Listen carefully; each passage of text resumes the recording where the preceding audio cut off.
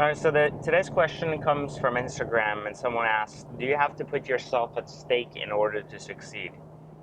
The answer to that is you don't have to.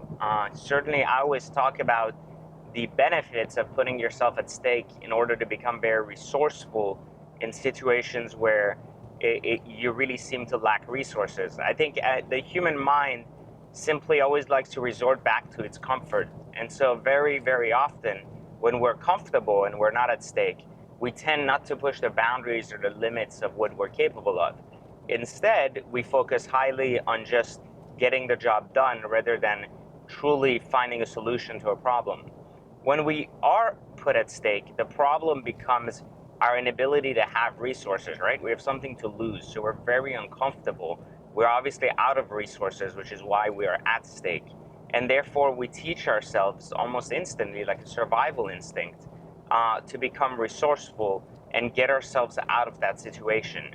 So typically, well, I always use this example. I've used this in previous Ask Me Anything videos. But when you're at the gym, you typically can bench more when you're taking a shot at your max without a spotter versus having a spotter.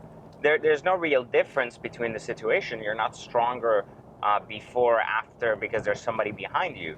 You're allowing your mind to believe it has no alternative but to succeed because you're at stake. If you drop the bar, you could be dead.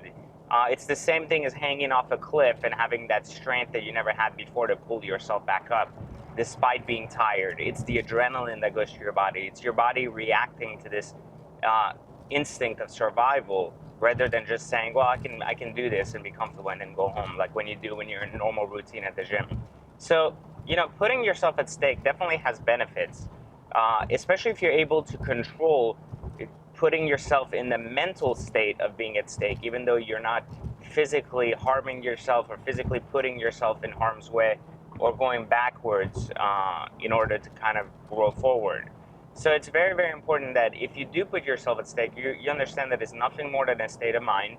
And I talk a lot about this in third circle theory and how to actually trick your mind or ultimately train your mind to be able to kind of control the state it's in at any given time and its ability to push forward.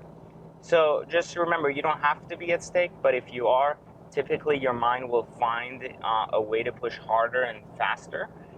Therefore, there's definitely, it's been proven by other people that it is the chemical reactions that occur within your mind do enable you to use, all of the resources available to you, all of the knowledge you've accumulated previously, at a time where it typically would be unlikely that you were to succeed. So hopefully that's answered the question. We'll see you next week in the next Ask Me Anything. Question is simply, was there anything that pushed you in this direction, or was there anything that was kind of the determining factor for why you became